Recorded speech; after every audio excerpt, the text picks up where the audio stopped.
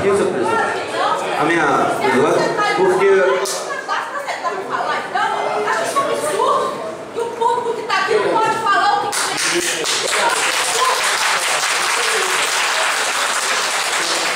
Senhor presidente, eu quero encerrar, senhor presidente.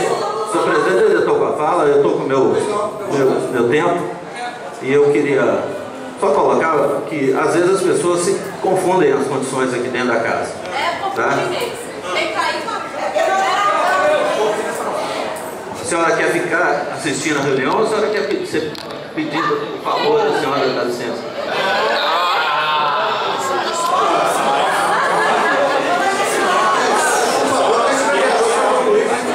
Aqui, ó. O que o senhor tem a ver na reunião que você está aí na sua Eu pago meus impostos e venho aqui todo dia. Às vezes mais do que você, quando você vê a eleição. Você não, rapaz, você me respeita. Você me respeita.